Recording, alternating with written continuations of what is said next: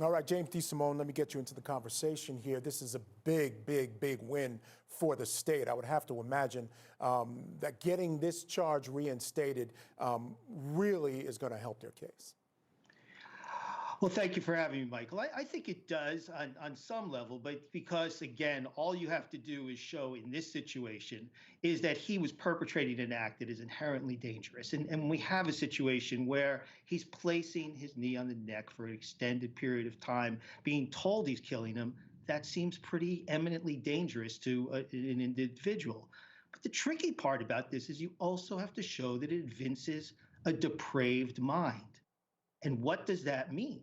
I mean, depravity of mind can mean a lot of different things. It'd be interesting to see if a definition is given to the jury in the jury instructions. I mean, it's been described as evil, corrupt, perverted, deficiency of moral sense and integrity. So while third-degree murder is a no intent murder charge, you don't have to prove that he intended to kill him, that depraved mind might be a pretty high standard, and you might be more effective in saying, hey, he assaulted George Floyd. That's a felony. And that's what gives him the second-degree murder. So we'll see what the state does with this ruling.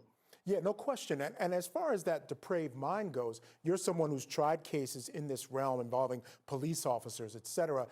It probably is even more difficult when you're asking a jury to stand in the shoes of a police officer rather than a regular person and come to that conclusion.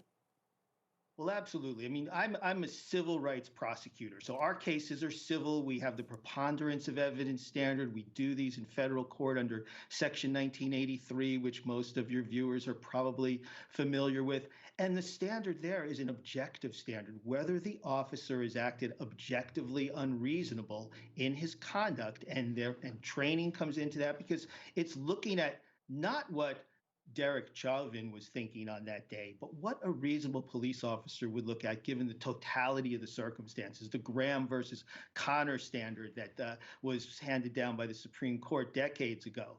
So in that instance, while, hey, it's still challenging whenever you're trying to hold police officers accountable for misconduct because of a bias in favor of police that still carries through to people who end up on a jury to this day, at least you're able to show it objectively. How do you get inside a police officer's mind? All right. Well, James, I'm sorry I got to cut you off, and I wish we had more opportunity to talk. It's coming to the top of the hour. We're going to take a break. We'll have more from the courtroom when we return.